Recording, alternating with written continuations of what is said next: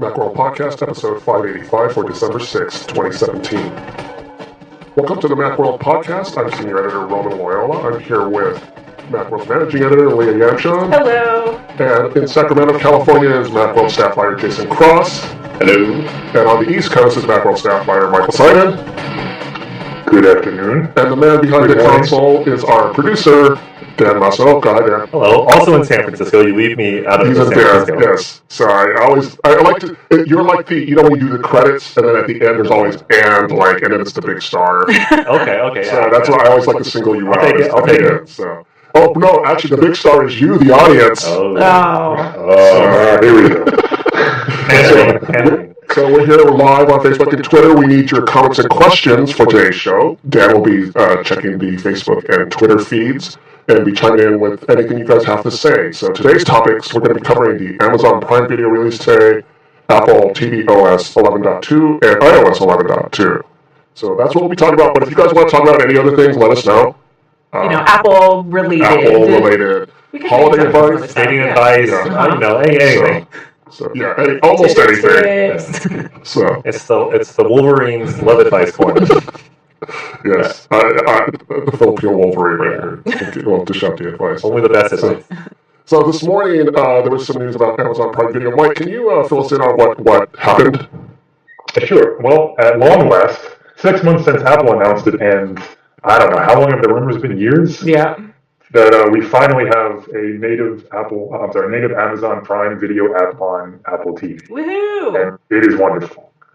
You can watch whatever you want. Your library shows up if you have it connected to that Movies Anywhere app. All of your iTunes and Google Play movies, they all kind of merge. It's in 4K for the content that allows it. If you have an Apple TV 4K and a TV, the menu is, it's the same kind of weirdly horizontal Prime Fire TV menu, but whatever, it's all there. And the coolest thing is that it's hooked up with the TV app, which is a bit of a surprise because we weren't sure if that would work. Amazon's very protective of its content, like Netflix is, but it works with the Up Next feature in the TV. And if you go into the TV app, it even spotlights it, and it says now on Apple TV Prime Video, and it shows you some new stuff. So they are all in on Apple TV, and it's awesome. Yeah. All right. So when was this first announced that it was coming? Was it WWDC? Yeah, almost exactly 6 months. It was June 5th. Mm-hmm. Yeah. And they said by the end of the year, this thing will be here? Okay. That's still a couple weeks to spare. I saw a note that I don't think it's in 5.1. Right, I read a couple that. of other weird Apple TV versions of apps. I don't think Hulu's in 5.1 for some reason. So you get stereo, which they got to fix that. Because some of their stuff you really, especially all the movies and stuff you can rent on there, you really want in surround. Is there a reason why that it's not in 5.1, or any speculation as to why it's not? I mean, it's a mystery. Certainly it can be done. Netflix is in 5.1 on. Is there a hardware limitation? I can imagine it would be. There are other streaming apps on Apple TV that do 5.1, and then there's a couple that don't. And I think, it's not a codec issue or something like that I'm aware of. So, I don't know exactly what it is. For anyone who doesn't know what 5.1 is, it's audio output. Yeah, surround sound audio output that a lot of home theater people have. Center speaker, rear speakers, and it's level 3.1. So, what is your favorite stuff for you guys to watch on Amazon Prime Video? One of my favorite shows, one of I think the best shows out there is Transparent. Tough to say what's going to become of the show now that Jeffrey Tambor is in hot water, rightly so. Yeah. Well, I think he just outright left. I think so. But the rest of the characters on that show are so interesting that I bet they'll find a way to carry on and make it. Yeah, they'll have to write him out in some way. Yeah. He's so central to that show. But, yes. I kind of fell off the wagon with Transparent. After the first 2 seasons, the third season, I was just I just can't feel for these characters anymore. Everybody makes such terrible decisions constantly. I think that's the point, though. None of them are particularly likable, except for... it just wore me down. So. Yeah. There's that. I was surprised at how good The Tick was. I really didn't expect that to be any good. That was good. It's a very short season. I think it's only 8 episodes or something. So maybe they'll do another season of that. I haven't watched a lot of the other Prime Video stuff. I'm trying to remember what else is. Yeah, Man in the High Castle. Yeah. Oh, Man in the High Castle. That's the other one. It's one of my favorites, and I had no idea when another season is coming. They did not wrap it up. It very much still needs to go. So I assume they're making another season, but that one's great. And it's a really good-looking one if you have a 4K TV. I have a 6-year-old, and Amazon Prime is great for kids stuff, both their own shows and the stuff that they license or partner with. And they have a huge library of kids stuff. It's awesome. So that's a big one for me because I have a Roku in my family room that my son uses, and now he can hang out in our living room and watch Apple TV. Yeah, I have a Roku as well, so I've been able to have Amazon Prime TV on my TV through Roku, but it'll be nice to have that option on Apple TV too. Just real quick, Allison on Twitter is asking if she can bring her Apple TV to the UK, or does she need to get a new one? Yeah, it's available in the UK. Amazon. Can she bring the same one? Oh, the same device? Yeah. I believe so. I don't see why not. It just might not have access to the same things. Yeah, it supports it supports the standards, the 50 hertz standards and stuff. So it supports PAL and NTSC at the same time. Well, I mean, you wouldn't use any PAL or NTSC with HDMI and stuff, but they're different frequencies, and it supports that. The difference is that even if you have a US account, they geographically lock you out of certain content. So you're going to get sort of what's available in the UK Netflix and stuff, for example, unless you do some VPN shenanigans. Oh, right, yeah. Yeah, how would you do a VPN on an Apple TV?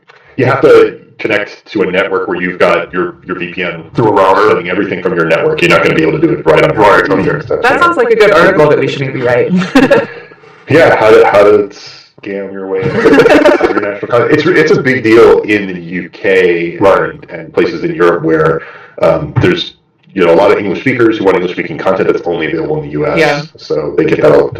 There's a lot more of that going on than the other way around.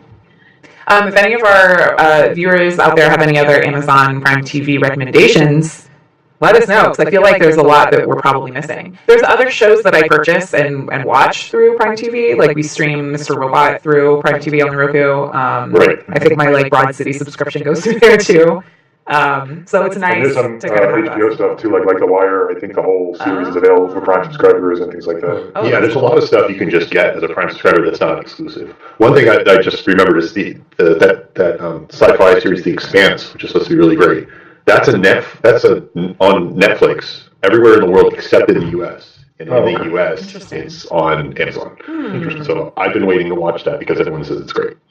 Also, the Big Sick is available on Amazon because I think that was an Amazon produced movie. So that's out. That's for free if you're a Prime subscriber as well. Yeah, that's a really good movie. You should watch that. Andre on Twitter saying Lore is a good show. Oh, okay. What's it about? I don't know. What is it about, Andre? And then Jim is saying, yes, you should write an article on VPN. He's on Facebook. Okay. So, Lore sounds like it's going to be sci-fi-ish. Sci-fi or fantasy? Or fantasy. Yeah. I don't know. We'll look it up.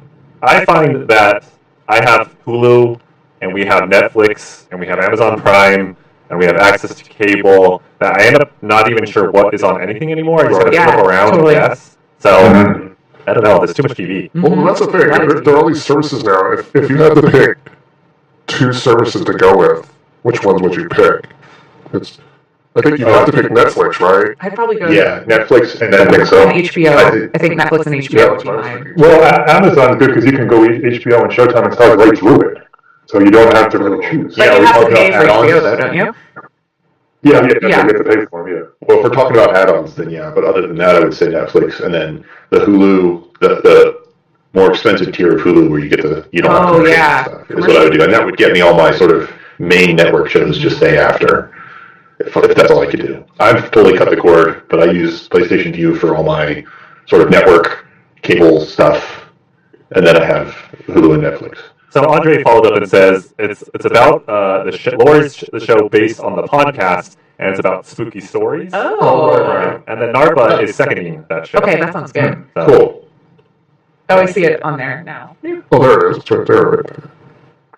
Of note, I checked this morning, and Apple TV is still not available through Amazon.com. So I don't know if that's going to come at some point soon or today. But really soon. Yeah. And Amazon is in all sorts of embroiled with Google now as well. The timing of this is really interesting. It is. Can someone explain what that whole scenario is all about, or what's going on there? In short, Amazon was not adhering to Google's policies on how the YouTube app should operate and everything. So Google pulled their app like from the devices, their Amazon devices. So they just skipped and went to a web client. And even on that web client, they started doing stuff that Google says you're not supposed to be able to do, like on top of it with like voice stuff and everything. So Google said, well, and I think part of that, part of the reason that happens is because then it doesn't show like the ads or something like that. There's more to it than just, you can voice control it. So they're not adhering to the standards for like, you can't mess with our web interface when they did their web interface. So now Google's going like, fine, you can't have it anyways. And it's blacklisting the web version from all of Amazon stuff. Wow. Amazon Fire TV, Amazon, the Echo Show will get cut off immediately because that's just the web interface. And on Fire TV, there's a warning that says this is going away January 1st, and after January 1st, you won't have YouTube on that at all either, unless they come to terms. Whoa. I mean, I wonder, does this affect Apple TV sales now? So before, if you wanted Amazon, you went to Roku, and you can go to Amazon Fire as well. But now Amazon Fire doesn't have YouTube, and Apple TV also has, there's no differentiation between Roku and Apple TV now except for the price. Yeah. So is this a way now that Apple can just kind of leapfrog the other cheaper services and say, this is like the one box that can do everything? Possibly. Yeah. I mean, the sticking point for Google is that Amazon's not being reciprocal in their stuff. They don't list any of Google's home stuff, Chromecast, anything like that on their store. They don't. The Amazon Video app on your phone doesn't support Chromecast. So they're like, hey, you're not supporting any of our stuff, why are we going to support any of your stuff? So, or do you think that this just kind of shows when the makers are also having their services that you're kind of in that jeopardy? Like I went with Roku because they were the first to kind of have everything available, and this is just kind of show you like Roku's never going to be like, our own video platform is not going to be on anyone else's. So absolutely, yeah. I mean, I don't like the Roku interface at all. But that's and some of the apps, it has a ton of apps, but some of them are so grossly out of date that you're just like their Spotify app is abysmal. It's the worst thing I've ever seen. So they've that's their issue. But like, to your point, they don't have a service. They don't have a video service, so they're never going to play favorites. And that's kind of, they don't have a video service and they don't have a store. Right? Whereas Amazon's got all those things. It's got a video service and a store and all these. So Apple plays favorites. Apple has, you can't get iTunes stuff anywhere else. Sure.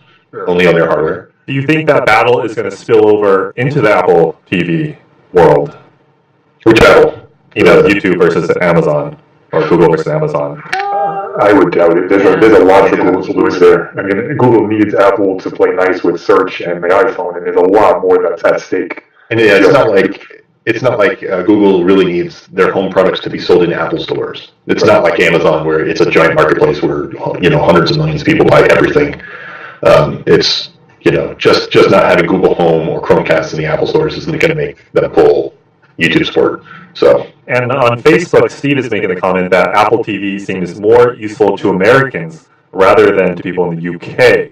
So I wonder if based on what's content availability, how much that also do you have a sense of like what's selling worldwide? No, I haven't really done any research on like what platform seems to be selling more units, or like where these things are more. Yeah, they often don't break it down Yeah. that much, but that's definitely true that, because every service offers different things in different countries, that could totally affect exactly how much you're, and Apple TV is more useful the more you're tied into the Apple ecosystem. If you have a lot of iTunes stuff, whether it's movies or music, or if you're a big Apple Music subscriber, then it's going to be a lot more useful for you. Mm-hmm. Speaking of Apple TV, we should know that tvOS 11.2 dropped. Oh, yes. And it adds the sports tab to the TV app, which, it'll have schedules for games and it'll have scores. You can go to settings and turn scores off if you don't want spoilers. But the main setting that people should go look for is in the settings app under audio video, there's a section called match content, and it has two settings, match frame rate and match dynamic range. Those are going to be important to turn those off if you have a good 4K TV, because what used to be happening is it would output everything at 60 frames per second with HDR. Even if it's a 24 frames per second movie, even if it's a standard dynamic range TV show, and sometimes that conversion works okay, and other times that conversion has a bunch of artifacts. You get jittery video if it's 24 frames per second, Some of the SDR stuff the colors get blown out or something when it gets converted to HDR. So now you can turn match content on, and it will, if it's a standard dynamic range, it'll switch. You'll see your TV flicker and switch to SDR, but it'll look right, and same thing with frame rate. So that's a good thing to do, I think. Do you have a 4K TV, Jason? Yes. Yes, okay. Have you tried out these settings? I have, and it really you'll really notice it, like I said, certain just regular TV shows that are standard dynamic range, you'll notice it a lot. Yeah. And my cat's going crazy. Oh, yeah, I was like, what's happening? Sounds like a digging in China back there. So it matters in some TV shows, but where you really notice it is in movies that are filmed in 24 frames per second, or certain Netflix shows that are filmed to look that way. You don't get that judder, especially when scenes pan and stuff like that. So it's a good thing to have especially if you have a nice TV and it'll do all the up conversion and stuff properly. Yeah. So experiment with it at least, if you've got it. Yeah, one of the reasons why I hadn't upgraded or hadn't gotten an Apple TV was because I watch a lot of sports. So I might have to investigate this whole new sports tab. Well, it's interesting because if they brought Amazon Prime Video to it, they also were doing Thursday Night Football on Amazon Prime this year. Oh. So Amazon actually spotlighted that tomorrow's game will be available on Apple TV. Oh, that's great. Yeah. So I wonder if they'll keep that for next year. Possibly. I mean, and maybe that was why Apple was finally really on board with getting Amazon over to their platform. Because Twitter tried it last year and it didn't pay off. So yeah, that's right. I would love to see someone do an investigative piece on what all the machinations behind the final release of Amazon Prime, Tim Cook talking to what went on with the messengers. Yeah, we won't know it'll be 10 years later. We'll find out. Right. It must be fascinating. Well, the other thing I'm interested in Apple, I think this morning there was some news that they hired a new person for their original content team. Oh. So I'm interested to see what happens when Apple does start creating more original content, and if we're going to see it on these other services. And, I don't count carpool karaoke. Yeah, I don't count carpool karaoke. And what's the other? The app show. The app show. Planet of the Apps. Yeah, those were just light, a soft launch. Yeah, when they come out with some kind of series, drama, or comedy, or something like that. All they need is one just killer show. I mean, look at Hulu. They have one great show, and I'm sure that, I don't know who their subscribers are, but I know I subscribed after hearing about it. Yeah. I'm sure there are a lot of people that you just need one great show, and then people flock to your service. I mean, I think they have to change the name of Apple Music if TV shows are going to be part of that continuing forward, because it doesn't make a lot of sense. Unless they're going to spin it off into two separate services. Or does it show up in the TV app only? Or is it going to be available on non-Apple devices? That's so that's going to be a big one. I think they almost have to if they have shows that they want to spread. They can't just. I guess they could, but limited to Apple devices. The bill, maybe. It's not like the music stuff where I'm sure their deals with all the music labels is. Well, you can't just have this on Apple devices. You need more reach than that. That might be part of that deal, but on the stuff that they're making themselves, maybe it's not. I don't know. I'm assuming using Android, I haven't even tried because I haven't watched any of the episodes, but I'm assuming Carpool Karaoke is available wherever Apple Music apps are. Yes, exactly. Okay. So Apple TV, the music app on your phone, or your iPad. But also Android phones as well? Oh, yeah, I would assume so, yeah. Don't they also publish it to YouTube, their YouTube channel? I was going to say that. I think they publish clips and highlights, but I don't think they post the whole episode. I think you're right. I've never checked in a while ago. More than a minute ago. Yeah. It's really fine. It's fine. It's fine. Apple picked it up basically just when it was over. It was really hot for a minute on the James Corbin show and stuff, and then they were just and everybody was like, okay, well, we've seen a bunch of those. We get it. Yeah. And then that was now exclusive. It works so well as a bit. 5 minutes, then you love a half hour. Exactly. It really just doesn't stretch out to that. Yeah. Well, there's two comments. On Twitter, Dylan is saying it's a shame you can't AirPlay the content you have so you can watch it onto your device. Oh, yeah. And then Jim on Facebook is saying Apple needs to develop an Apple Media app for Android. Do you think any of those things are possible or likely? You mean Apple Media app being you can watch your iTunes movies on Android? Probably if you buy anything, through that platform. That's not coming. They have Apple Music, but other than that, I don't think the iTunes. But they do. There is that Movies Anywhere Disney service that works really well. Like it's not every movie, but it's a lot. Disney and others, yeah. Yep. Yeah, So it won't help if you want like a TV show season and stuff. TV shows, right? They don't work. They're not working yet. Yeah, I would be shocked if Apple just randomly one day said, "Here's an iTunes movie and TV app for Android." No way. Yeah, that's a reason. That's an ecosystem thing, and that keeps you tied in. And I just don't think that's happening. I'd like it though, but I don't think so. Speaking of devices, iOS devices, kind of. We're actually talking about Android devices.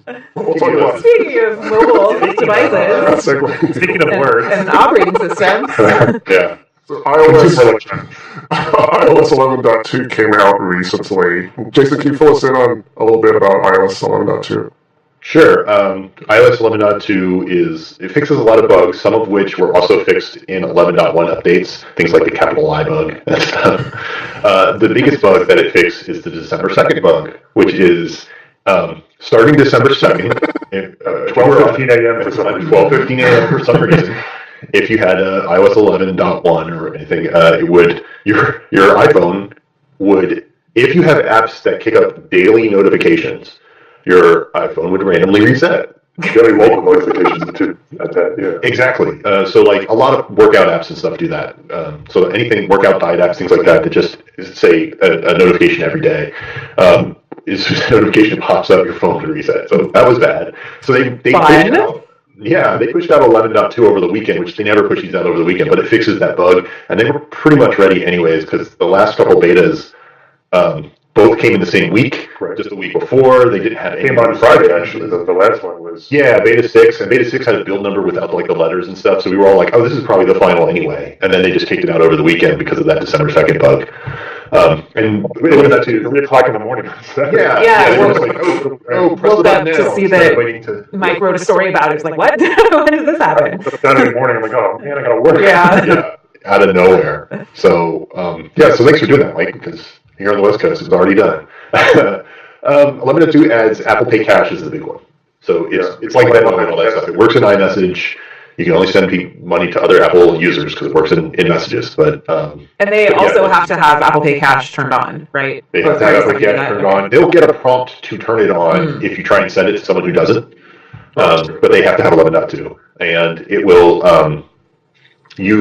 the way Apple Pay Cash works is you load money onto a virtual Apple Pay Cash card, and it'll do it automatically if you don't have any, from an associated debit or credit card. And then when you get money from someone, it goes onto that virtual card, and you can hop into that virtual card and go, oh, transfer this to my bank account. But it doesn't do it automatically. Some of the other apps will automatically dump everything into your bank account.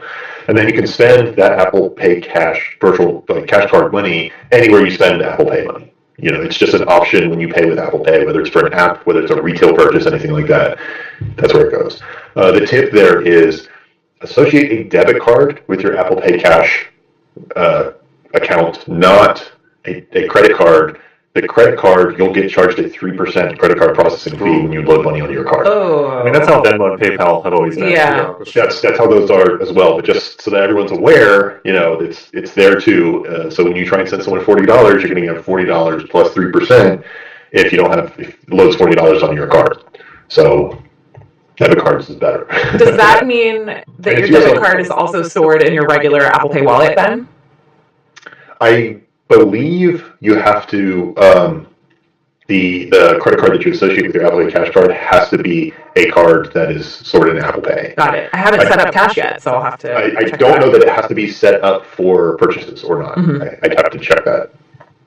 Like you have to verify with your bank and stuff like that for set up for purchases. I don't know if you have to do that. You can send me some money if you want to test it. Yeah. Sure. Yeah. And it works on the watch too. Is it only available in the U.S. right now? It's only in the U.S. right now, although they said it will expand to other countries as they go. They're going to have different banking partners in different countries and stuff. And there's different regulations and all. You can send money on the watch, in messages on the watch too. You have to update your WatchOS.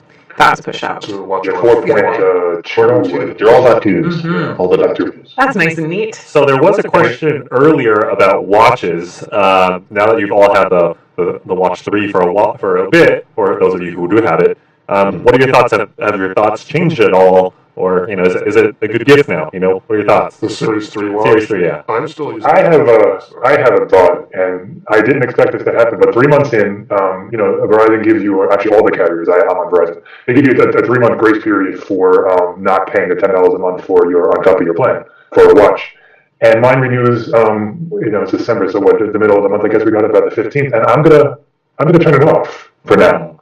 Because I'm not using LTE nearly as much as I thought I would. When I wrote the review, I did it purposefully. So I left my phone at home a lot, and I wrote about that experience, and I talked about how it was a great addition to the watch, and it is. It's cool that it can do that, but it's so rare that I don't have my phone with me. Yeah. That I just don't think it's worth, right now, the $10 a month, because I'm going to use it maybe 2 hours a month, if that. And maybe if you exercise a lot, and that could be a great thing. Or if you're like an outdoors person, you like to hike, or if you were wearing, if you were going out for something and you have like a jacket that doesn't have the right pockets, whatever. Like there's certain instances where it could be a great thing. But to pay $10 a month, I don't think I would. I think I would turn it on, if I needed it. If there was a situation that arose where I needed it. Mm-hmm. So I'm going to recommend the Apple Watch Series 3 with GPS, or maybe even the Series 1 that's really cheap, depending on if you need GPS or not. I would say get the Series 2. Apple doesn't sell it, but some third-party stores still are. Yeah, you can't find the Apple stores. You can find it other places because the Series 2 adds the much brighter screen and I believe better and GPS, and I believe slightly better waterproofing. Yeah, waterproofing. Yeah, it has that thing where it spits out the water from the Yeah, so outside of a slightly better processor upgrade, you can save quite a bit of money and get everything else you get in the Series 3 if you're not getting the LTE version. Get in Series 2. So that might be what it is. I don't know what kind of stock or options are, but I'm assuming that's just whatever's left that people are selling. Yeah, that could be. Yeah. But all the apps work and everything, so all you can do is get yourself a watch. And you get a Series 2 refurbished from Apple. How much? Oh, all right, that's a good. It's $419. That's the 38 millimeter. That's expensive. Yes. Stainless white sports. Yeah, that's got to be stainless steel. Oh yeah, okay. And Jim is asking if the GPS works without being tethered. If you turn off the data service. Yeah, GPS is on the watch itself, so yeah, that works with or without the data service. So.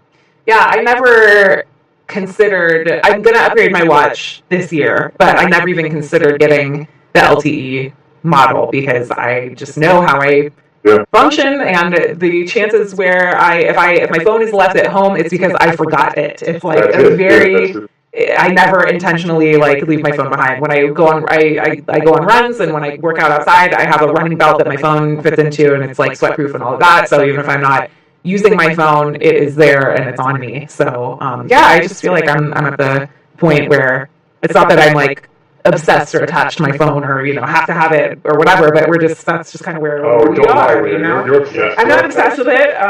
No, but it's not that. It's just a part of my. I grab my keys. You grab your wallet. It's just part of your whatever. So you say this year? Does that mean this month? I mean, within the next couple of months. Are you hinting to your boyfriend this is what I want? We're gonna see how it all. We'll see how it all shakes out. Yeah. Steve on Facebook is asking how many years till a watch and AR headset go with a handheld phone. But I guess, have you guys heard any updates about Apple, AR? Because they've always file all those patents, Wasn't the big rumor is that there's a pair of glasses that are in the works for. Oh my God, not again! Next year in 2020, another one. That seems to be the logical extension of the wearable platform. Is something that that's not this horrible ugly headset, and that isn't really creepy. Looks like a pair of glasses, and just kind of it's like a heads-up display for your eyeglasses. So I can see that, but I don't think it's anywhere near new. I don't think it's anywhere near coming out soon. Yeah. 2 years at the year earliest. Especially given all of the flack that Google Glass got, Apple is going to want to distance itself as much as possible from Google Glass if they're going to bring something like this to market. So I think that mood is still a little fresh. Yeah. It is, as you said, the logical extension of everything they're doing on the phone is groundwork, right? They're building out AR kit. They're building a language and a development platform for developers that they're going to hope will easily translate. And Tim Cook does not say a lot of very definitive things about the future of Apple. He's very weakly, but he's very definitive about the future of AR. It's big. It's going to be a big thing. They believe in its ability to change people's lives and all this other stuff. So I would not doubt for a second that they are working on a dedicated AR product, and it's not just going to be in the phone. But like you said, I can't be in the next 12 months. Are you at all surprised that they haven't come out with their own, a headset attachment, and they're just kind of relying on Google for that? Not surprised. No, not surprised. Yeah, I'm not surprised either. I don't know how much they're relying on Google either. I don't think they care. No, I don't think that's something they're interested in. And I also think that VR and that had its heyday for maybe a month or 6, and like it's not really a thing. At least the phone-based ones aren't. Yeah. Right. They're just not that great. The standalone ones, the HTC Vive and those things, that's totally different. But the phone-based ones, this is what Apple does. They look at technology, they decide whether or not it's viable, whether or not it's going to be popular, whether or not it's a fad. And I think VR is a total fad that we won't hear about much going forward. Outside of gaming, but I mean, I kind of disagree with that, but I think it's going to be a while. I think what we're going to get is there's that. What do they call Oculus Go, which is a standalone. It's not a phone. Yeah, those are a computer. It's a standalone thing that's affordable. That's the next step, and then the next step beyond that is those that have full 6 degrees of freedom, and you can walk around everywhere, and they track your movement and stuff. So we're a couple of years, I think, from that being where we get to with VR. So, but it's in terms of Apple not supporting VR stuff right now, I don't think they're missing the boat. Right. No, I agree, Jason. The technology is real. I'm talking about just physically popping a phone into a headset and saying, "Oh, look at this!" Like that. Yeah, there's so many millions of people who have the Oculus and Samsung Gear VR partnership. That's because they give it away like crazy. I really want to know what their daily. How many people daily slap their phone into that Gear VR headset? I can't imagine it's that many. Mm-hmm. Here's the thing about. Well, first let me say, on Monday, Bloomberg reported that Apple has a deal with Quanta to build AR displays. So this is Apple. This isn't a formal announcement. This is Mark Gurman from Bloomberg reported this. So it's something Apple is working on. There's no doubt about that. Yeah, they bought companies. They bought patents. They have this would be a supplier deal that they've got. So I think they're definitely working on something. Just a matter of when could they ship a product that is realistically priced, even for quote the Apple tax. Your Google Glass was never a public product. Right. It was always a beta product. It was very expensive, and now they've decided they're just going to go after industry with it, and not they're going to sell to factory workers and warehouse workers and stuff like that, which is a good application for the technology they have, but it's not consumer priced. So Apple's going to have to come out with some sort of consumer price thing that looks good, has good battery life, and all that other stuff. It's around $500 the most, Right. I mean, if Apple really, my original point was going to be, if Apple is really making an AR wearable, the thing is, I've worn glasses pretty much my whole life, and I hate wearing glasses. Yep. And even when Google Glass came out, I was looking at that I would not want to wear those because I hate wearing glasses to begin with, and it was still kind of bulky to me, and so it has all those problems. Yeah, it has all those problems. In addition to this, on top of this whole idea that with the whole stigma about Google Glass felt like someone was spying on you because there was a camera there and it looked like someone was spying on you. People didn't like that kind of invasiveness or intrusion, not invasiveness, but just it sort of felt intrusive. So on top of that. So, I mean, if Apple's going to do this, I'm wearing big bulky glasses already, and this is probably not the limit of it. Yeah. They need to make it really elegant and really in a way that doesn't, that really incorporates into what we already know in terms of glasses. And speaking to your point, if we, you and I, we wear glasses, I'm not putting on another pair of glasses. Would it work with the prescription as well? That's a big thing. Yeah. I mean, if any company can do it, if we look at sort of Apple Watch, nobody else is making a watch that is the right size, that is good for men and women. They've got 2 sizes, that has sort of not only a design that's got unisex appeal, but a design that is also has appeal as both a casual thing and a dress thing.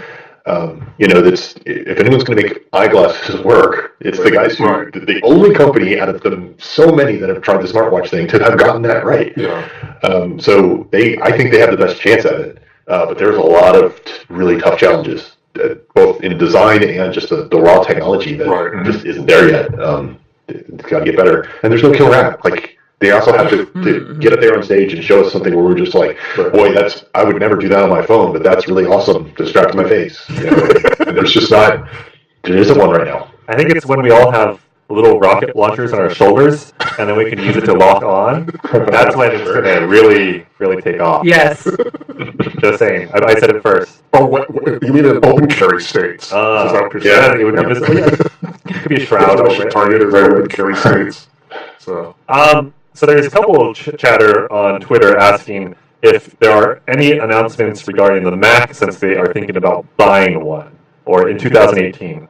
Macs in general, or the iMac Pro that is supposed to come out? Well, one person's talking about the iMac Pro, one person's talking about the Mac Pro, yeah, and then another person's just saying Mac in general. The Mac Pro, nothing's happening with that. It's been that way for a while. The Mac Pro, Apple said in, February or something, that a modular Mac Pro is on the horizon. They just didn't give any something's happening. Yeah, they're quote fixing the Mac Pro. Yeah. My guess is it'll be a sneak preview at WWDC next year. We'll see some kind of tower. 2018? Yeah. 18. Yeah. Okay. And it may ship late in the year or something. Yeah. iMac Pro, the last they've said is it's still a couple weeks. And this year they've got 3 weeks left. They haven't announced the delay, and you'd think they would if it wasn't coming. Yeah. So it's probably going to squeak in under the wire. They squeaked in Amazon Prime TV under the wire, so they could do it with this. So iMac Pro is still coming, and it's coming soon-ish. Maybe. And it starts at $5,000. Yeah. It goes up from there. So there's that Mac Pro. They haven't said anything except for a long time ago said we're working on a complete new overhaul. And they haven't said anything about other Macs. Big changes. Every now and again they'll say like the Mac Mini is still an important part of our lineup, but that's it. and then not announce anything. Yeah. So I think what I would say is if you want a pro-level Mac, whether it's a desktop or a MacBook Pro, you might want to wait because, like you said, iMac Pro, they said December, and it's December 6th. The thing about the MacBook Pro is that Intel recently came out with a new series of processors. And Gordon over at PC World has tested a bunch of these laptops that have the new processor. And he likes to walk by my desk on a weekly basis and say, so one of those new MacBooks coming out with this new processor, because this new processor is awesome. And I'm like... Yeah, it's the same thing they've got now, except it's quad-core instead of dual-core. So for any applications that really take advantage of that, like video editing and stuff, it's going to be a big uplift. Yeah. It's going to be really great. And the maddening thing is, it's out for the PC. It's not. Apple has not updated the MacBooks yet, the MacBook Pros yet, with this new processor. And who knows when that's going to happen? I mean, they updated the MacBook Pros at WWDC, so they've only been out 6 months. Yeah. My guess is probably at the earliest February. But it's such a big upgrade. It's according to Gordon's benchmarks, it's an impressive upgrade over the current generation. Yeah. If you do stuff that benefits from cores. If you do multi-core apps. Yeah. So, but if you're not doing that kind of stuff, then you can probably buy this generation MacBook Pro and be fine with it. But if you're, I don't think. Yeah. Go ahead. Sorry. No, if you're, I'll just reiterate. If you're using pro apps, if you're video editing, audio editing, giant databases or whatever, you might want to think about waiting a little bit longer if you can. So I don't think we're going to hear about the Mac Pro until it's just about ready to ship. I don't think they're giving us a long preview because they don't want to cannibalize iMac Pro sales. iMac Pro will be out. They don't want anybody going like, oh, I don't want an iMac Pro. I'm going to wait for that Mac Pro when it's like 6 months out. So I think my guess is that when they announce the Mac Pro, it's going to be announced and it's going to be available within the next month or something. It's going to be maybe so. Well, yeah, it's a tricky thing because it's the holidays. It's a good time to buy a new Mac. Yeah. So I think if you buy a MacBook Pro or a MacBook, I think you'll be happy with them. But it could be 3 to 6 months where there's a new processor. Yeah. And then with the MacBook and the MacBook Air particularly, you don't get the Retina screen with the MacBook Air, so things could be changing quite a bit in the portable line next year. But the product they have now, with the exception of the Mac Pro, which I don't know who's buying that, but the ones they have out now are great. They're for if you're a Mac user, depending on your level, they're great machines. Do you think people would be interested if they had like an Apple upgrade system for kind of like the iPhone? Exactly. Yeah. For the laptop. That would be cool. Doesn't Microsoft have something like that? They do for the Surface. An article about Surface this. Pro. Uh-huh. And the Surface laptop, I forget which. Maybe Oh, okay. also, yeah. But yeah, the Surface definitely. Well, the thing with the upgrade program for the Mac, it kind of, if you do that, it implies a steady annual release, and Apple doesn't necessarily follow that. Yeah, it could be every couple of years. I mean, there's been enterprise companies that work with enterprise and ship with enterprise like Dell have often offered like lease programs where you're just paying a certain amount of money a month, and then every couple of years your machine gets refreshed or something. Right. Not a lot of companies do that because the way capital expenditures work and stuff, but it can be a cheaper way. You're just paying some monthly fee, and you're basically renting your machine. And I bet that would be really popular. I think so too. Macs. So if you're listening, Apple. Yeah.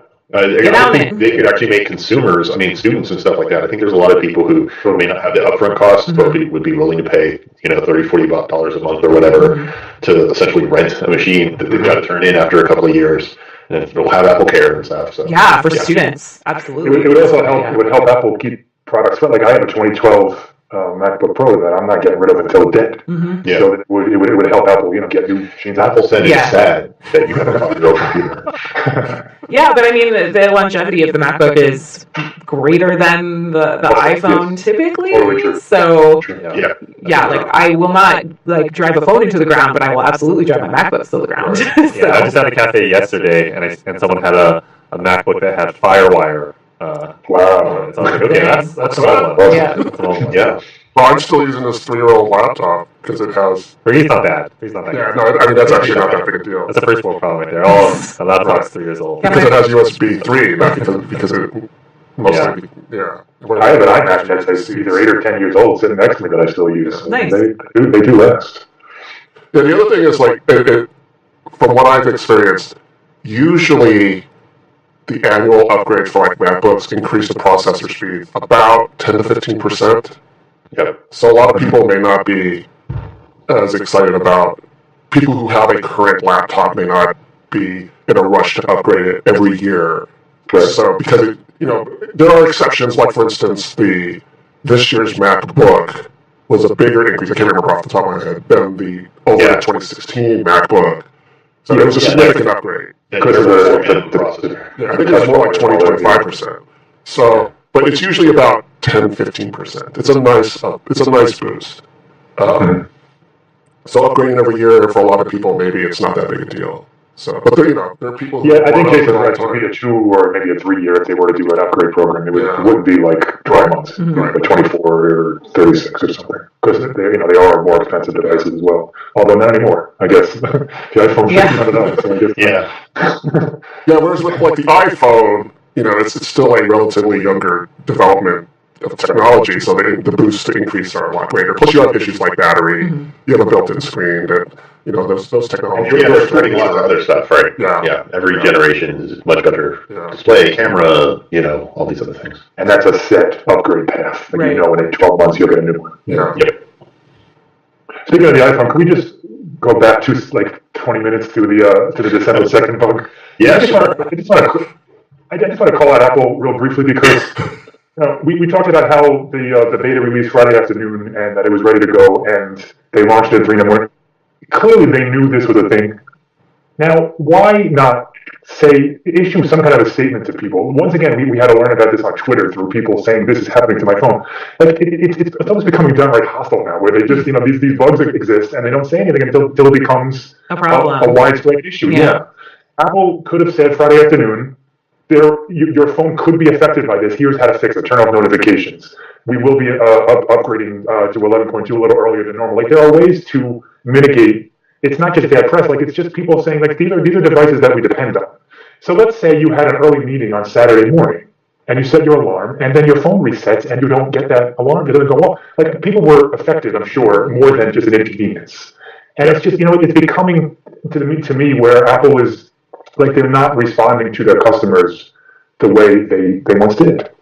It's either that or they did it know that until the bugs started to crop up at 12:15, right? And they started to see reports, which begs the question about what's going on with their testing. Yeah. Right. If that's the case, that's just these bugs. There's the capital I bug. There's been some really amateurish kind of bugs. So sloppy. So sloppy. Not even just this year, like in the last couple of months. Like these the root bug. I mean, these are not like really obscure, tiny little. Nobody's going to run into these things. So So what's going on with testing? Are they doing too much too fast? I mean, there's been all those rumors that I talk about how iPhone 10 was really supposed to be a next year product, and they kind of pulled it in. And has that had a ripple effect where it's affecting everything else? Getting everybody on getting that phone out has really hurt their ability to do all the testing and everything that they should be doing. I don't know. I mean, maybe so, but great. Yeah, we're talking about literally the richest company in the world, and they can hire more people to fix this. I'm not trying to make excuses for them. I don't think there's an excuse here. I think they got to get on this. Yeah. Yes, absolutely. I bet there have been several internal memos and meetings, and I'm sure there have. I'm actually surprised we haven't seen some of them floating around. They usually leak those things. Yeah, I'm sure that there have been high-level meetings all week, but it just speaks to the point that you have millions and millions and millions of users that depend on your products every single day. Yeah. And to let two gigantic bugs in the same week go they just completely ignored them until they had to. That's just not good customer service in my mind. Yep. Agreed. So all you people who says Mike is a Apple fanboy, see, he's starting some hate right there. No, that was too much hate, and you'll be... He takes it back. Come on, next thing. I take it all back. I love you. Well, that just about wraps up. We have one last announcement. There's a Macworld announcement in particular. So people on the podcast who follow the podcast on a regular basis know that Leah has been a big part of it. And unfortunately, I have to announce that this is her last show. It is. It's been a fun journey. I know we've only been a regular on the podcast for the last couple of months, but I've really enjoyed it, and I've been with Macworld in total. I've been at Macworld for 6 years, so I'm packing up and moving on and trying something new, and it's very bittersweet. I am going to miss it here a lot. So for us, it's just bitterly. I thought about getting a video of like one of her earliest ones. Oh my god!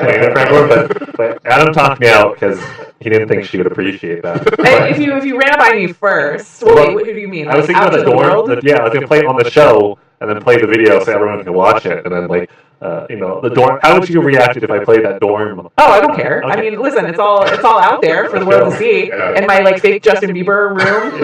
Yeah. We'll post the link in the description of the article for the show. Just to make sure that everyone has access to some of the greatest hits. Yeah. I think my favorite blooper reel. Oh my god!